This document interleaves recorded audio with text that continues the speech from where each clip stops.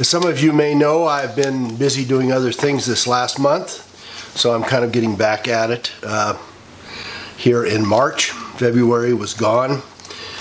First of all, I'd like to have you note that there are people calling out to the Yellow Vest movement, suggesting a boycott of any kind of commercial activity on March 15th of this year, which is just 9 days away.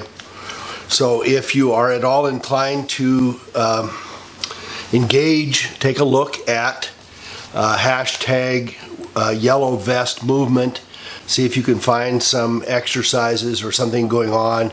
But they also suggest you stay out of school and government and don't buy anything and don't go to any commercial ventures on that day. If that in fact appeals to you, hey, do it. Maybe we can get somebody to move yet. So a few years ago, I took a look at something called Deagle.com, and some of you may have seen it. Deagle gives reports on a whole range of governmental services, mostly related to military, combat aircraft, fighting ships, armored vehicles, artillery, tactical equipment, airliners, private air, defense systems, offense systems, cannons, propulsion, protection, and sensors, among others. And at the bottom of their website, they have a thing called countries. And they show initially 209 countries from, I think, 2014 or 2017. And then if you pump on the second one, you will see a 2025 prediction. And I've looked at this, I looked at it years ago and tried to figure out what it was all about. It shows some real interesting anomalies, and I'm going to put some of them, attach them to this video so that you can see them. But the upshot of it is, for 187 countries, they take a look at the 2017 numbers and then the 2025 numbers. I think it's the other way around. But in any case, one of the things that's obviously of interest is that they're showing 2025 populations going down by as much as 75% in some countries.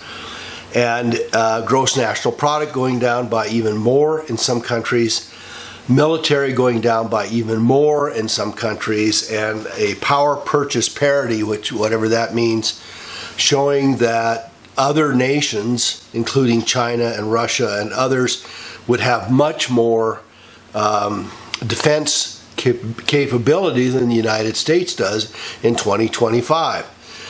And one of the things that they made obvious note of, because they got lots of questions about it, is why is it that 70% of the population in the United States is predicted by Deagle to go down?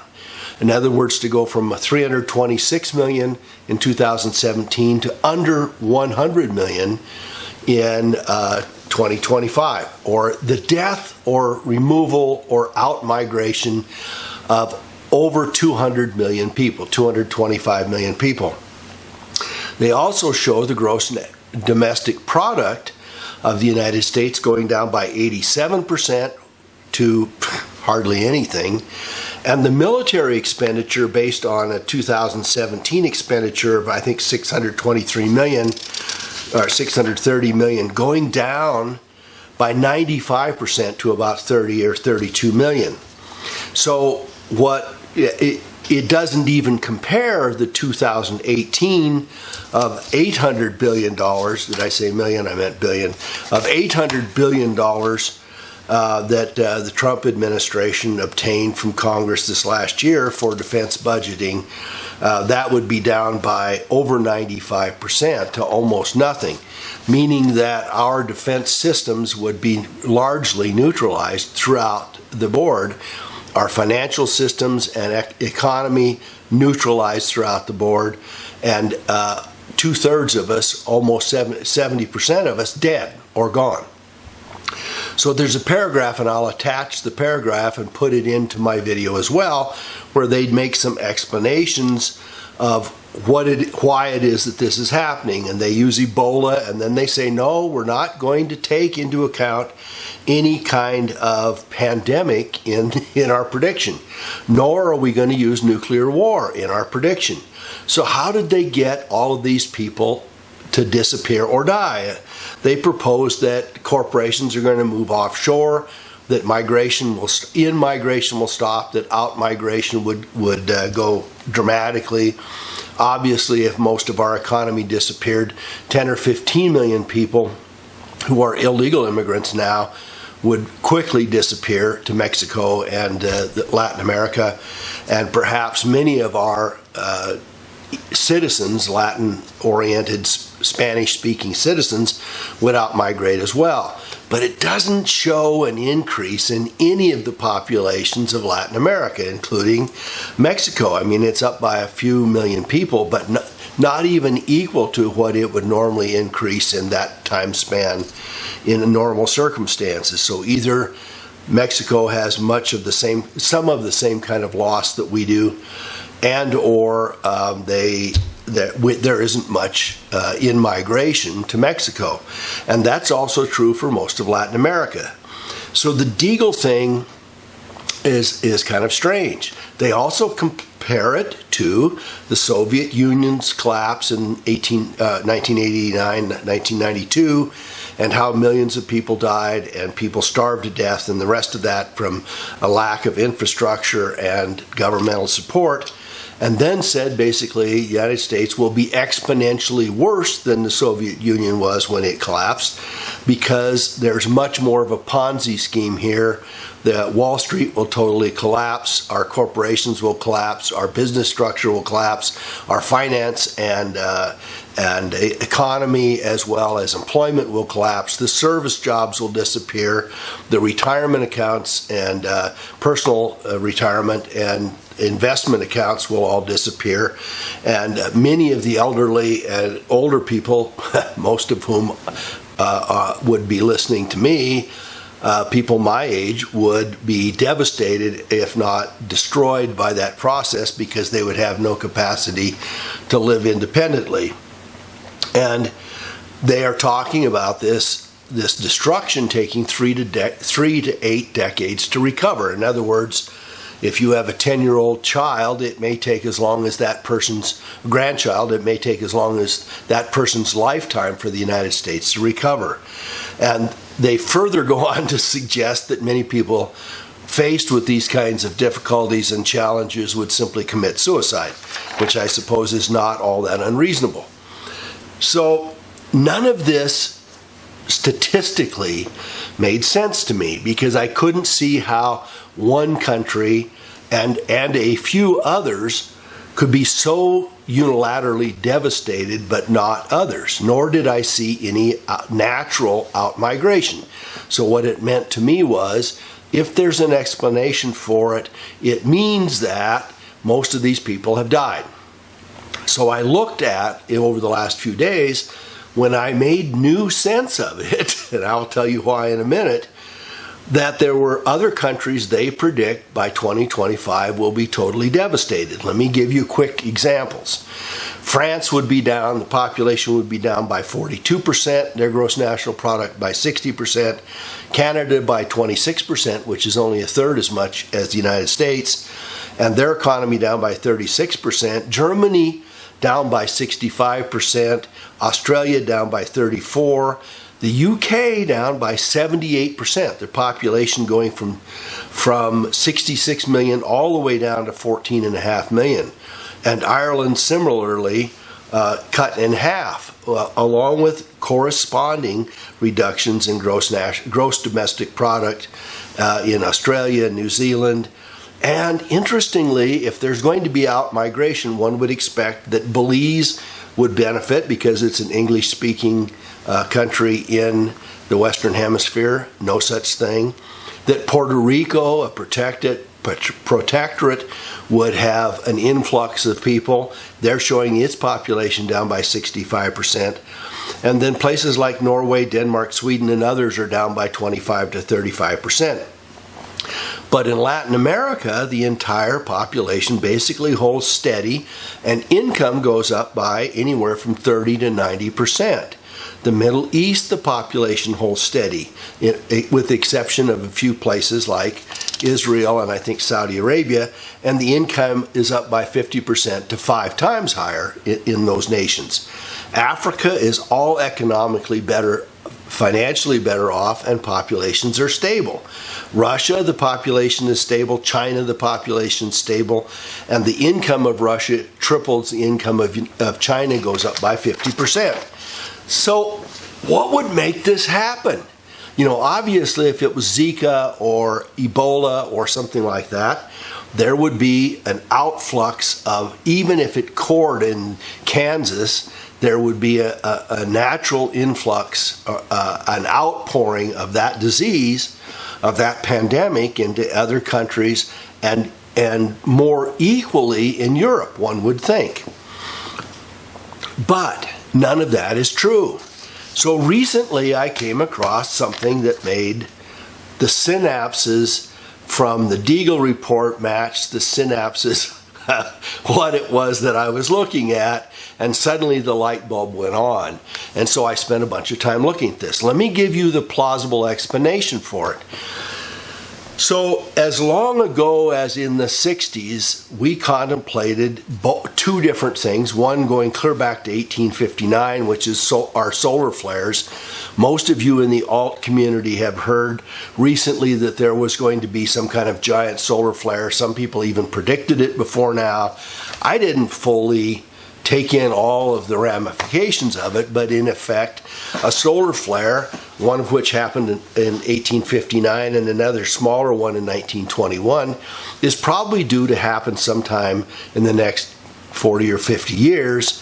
And when it does, a solar flare, at least an intense one, the United States will be ill prepared. And primarily, the solar flare produces kind of what they call an E3 wave, and that energy pulses into alternating current transformers and destroys them with a direct current pulse, taking out many, many of the transformers in our entire electrical system.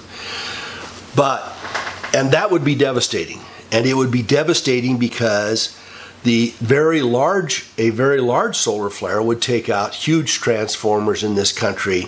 And we have something like 370 very large transformers that they tell me would take up to 3 years to fix one of them. And it would take decades to fix all of them. Not only that, but the United States produces almost none of these transformers, so we would be in a long line of people in other countries. We would be at the end of a long line asking other countries that produce these transformers to see that we got them. And we would be ill prepared to make them ourselves because we wouldn't have power to make them.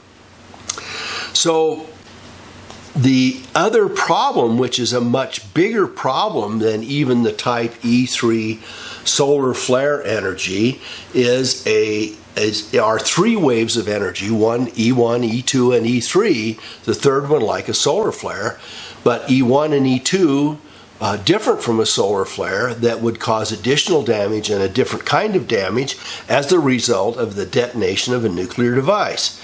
And it has been as long as 55 years ago, that we adequately detonated nuclear weapons or nuclear bombs at altitude to see what might happen in the event of an E1, E2, E3 set of waves that would come out of a nuclear blast off at altitude. So there are naysayers that say, well, gee, that wouldn't be a big deal because it takes 100 kilotons and it would have to be at a huge altitude, and terrorists, if they had something like that, would blast it off in Los Angeles or New York or DC or something like that, rather than blasting it off at altitude. And yet, that's not really what I found. So if there were much smaller nuclear developments than that, and they were blasted off at 10 or 25 to 50 miles up, the line of sight destruction of that nuclear device that would happen in a few billionths of a second would devastate everything within its line of sight, certainly with respect to the E3 solar flare kind of transformer destroying infrastructure, electrical infrastructure destroying, but also the E2 is like a lightning strike. I guess we're better prepared for that. But the E1 is a very, very fast wave and would be the first thing that would hit, and we are almost not prepared for it at all. So what kind of device would be damaged by an E1 flare, an E1 nuclear flare in direct line of sight of any kind of community? Well, let's take a look. Power grids, laptops, iPads, iPods, smartphones, cell phone towers, telephone, desktop computers, mainframe computers, routers, automobile engine computers or management computers, jet aircraft systems, air traffic control systems, all of the banking systems, hospital diagnostic machines, all of your emergency hospital management for air and for other kinds of life sustenance, emergency room, operating kinds of rooms would be destroyed. Televisions, internet servers, refrigerators, thermostats, all of the so-called smart devices that we've been convinced to buy that people can check on their cell phone. If you can check on your cell phone that your backup generator, your refrigerator, your furnace, or whatever else, if you can check on that remotely, you can be in Morocco or in Los Angeles or on a vacation and check to see that your home is working fine in those areas. Those appliances will be destroyed. Not only that, anything that has a microchip that's plugged in or available or not protected would likewise be destroyed. Traffic control systems would be destroyed. The systems that are serving us with fuel, with gasoline, with diesel fuel, with natural gas, propane, etc., that are pumping would all be destroyed. Our traffic control for ground traffic, like traffic lights and that kind of thing, would likely be destroyed unless there's protection, and almost none of this is protected. So when you put this into process and you see that it would take decades perhaps for us to recover, and that the result of these pulses, the E1, E2, and E3 pulses in short order, could destroy most of the infrastructure of the United States and would render us incapable of communicating. All of our cell phone systems, the radio systems, the public broadcasting systems, the rest of that would go down. There would be ham radios and that kind of thing that might continue to work provided they were protected at the outset. But what's more than that, you have a kind of destruction to a whole range of grid systems and the rest of that would render us helpless. So not only would it take down commerce, it would take down our food supplies, it would take down water transmission systems, it would take down our pumping systems, it would take down our sewage management systems, it would take down all of our food distribution, it would take down our major traffic lines for all kinds of merchandise. We would be devastated in a whole variety of ways that render us back to where we were around 1910. Meaning that if you don't have a sufficient supply independently obtainable of water and basic foodstuffs and either a heat source and or cooking materials, things like a burner, camp type burner, or a barbecue system that would not be damaged by it, you may not be able to cook food, you may not have water, you may not have electronic systems that manage the rest of that. So some of you are going to say, well, I have this all fixed. I have a backup generator which is hooked up to my breaker system, and I'm going to tell you that because it's Wi-Fi hooked up and because it's also probably lined up and hooked up on the grid, it will be destroyed. So some of the rest of you are going to say, well, gee, I have a solar system. My solar system's on my rooftop, and it will provide stuff. Well, the problem is if it's grid tied, it will have no place to send the electricity, and you'll have no place to get it back. If it is grid free, it may still be tied into the system and destroyed by it. I looked at buying a solar system, for instance, from our boy Elon Musk, and looked at buying them, what is it, Sun Solar or whatever it is. Well, after I listened to their 15-page contract, of course, I didn't want to do it. But in attached to it with all of these major so-called independent solar systems are Wi-Fi and connectivity to their systems that monitor and maintain and guarantee and evaluate your system while it's on your rooftop, which means that they would be destroyed. So it is likely that any of these so-called backup systems that most of us have will be destroyed. So you need water, number one, and you need food, number two, and even if you live in an apartment, there are ways of getting yourself days or weeks of water and days or weeks of food. And I'm going to, or you need some kind of a hot plate, not an electrical hot plate, but some kind of a camp type burner that will cook your food or sterilize your water. You probably also need those sterilization pills if you have access to either creeks or running water and or water systems that are hand cranked wells that can be hand pumped and the rest of that. There are backup systems for mechanical well pumping. All of these things would help protect us. And in addition to that, one has to be prepared to know that in the event of one of these kind of events, Walmart is going to be, and Safeway and everybody else are going to be raided within 48 to 72 hours, and the shelves will be empty. And not only that, you won't be able to buy anything there because the banking system won't work, your credit card or debit card won't work, any kind of electronic financial system will be unavailable, and you won't be able to take money out. So if you need money, you should have some money stashed away too, at least paper money and maybe silver coins or gold coins or something else to back you up. So the bug out bags and the survival units and the protection stuff and a backup way to go, and keeping your car, if you can protect it, full of fuel, may also all be helpful. Not only that, I'm going to provide you some linkages here for all of my reports, including the very important report that was done in 2004, mandated by Congress. And they told everybody, boy, we're going to do this. This is the EMP Commission that was activated in 2004 by public law in Title 14, and wherein they talk about all the potential damages to electrical power, telecommunication, banking and finance, fuel and energy, transportation, food, water supply, emergency services, government, national defense, etc. And what should have been done as early as 15 years ago, 90% of which has not been done. Let me give you one other piece of this. There are Faraday cages and that kind of thing where you can protect your electronic devices, and I'm going to attach some of that. And keeping things off-grid and unplugged probably is helpful.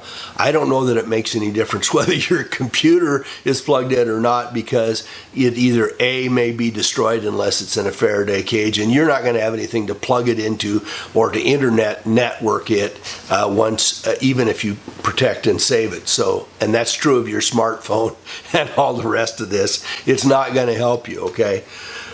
So I have also provided the survival stuff and the basis and stockpile and underpinning for my report, both with relation to the EMP devices as well as the Deagle.com report. What I would say in conclusion is this Deagle thing never made sense to me until I started to look at how it is that nations like advanced nations, Germany, France, England, United States, Australia, New Zealand, and Japan, as well as France and some of the other European countries, could be pinpoint destroyed, but not destroy anything else. So it's obviously not some kind of an insect or bacteria or viral infection. It is the destruction of an infrastructure which is pinpoint destroyed. And how it is that this Deagle thing says that they know what they know, one cannot know. But they do say, we base our report on the CIA, the International Monetary Fund, the United Nations, and the U.S. government, among others, insiders and some other reports. So whether you believe this or not, I'm not meaning to make fear porn out of it. It isn't a matter to terrify you. It is a matter to say how easily we could be destroyed or damaged, and how easily we could be made vulnerable. And this is just one of the ways, but it is, when I look at it in this kind of systematic process, it's the easiest. One of the things that some of these naysayers about what I'm saying to you pointed out is, if a terrorist group got a 10 megaton or a 10 kiloton bomb, they would use it to destroy a city. Well, I'm going to tell you they wouldn't. If they had a brain and they could get it 25 miles in the air, or they could take over a low-flying satellite and put a little activated plutonium in it, they could take out the infrastructure of an entire nation and starve the people there, destroy their economy, destroy their capacity to defend themselves, their capacity to even make military goods, much less bring them to the forefront of a defense system. So it doesn't take a nuclear attack, I'm going to tell you, to destroy us. And I don't think that the United States government has done much to protect us. So if you think that I'm saying something that the terrorists might be getting, and they'll say, oh, there, the Froggy had a good idea, let's go do it, I'm going to tell you that it only takes about 10 minutes on the internet to find all this stuff, so including from official reports from the United States government. So, in conclusion, I would say to you, pay attention, look at the links that I've applied.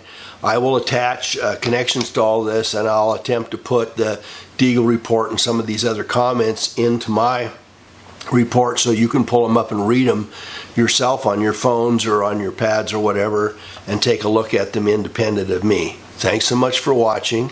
Sorry it's not a more positive report, but I think we need to be real about what the potential is for the downside of this country and how easily it could come to that. Thanks for watching.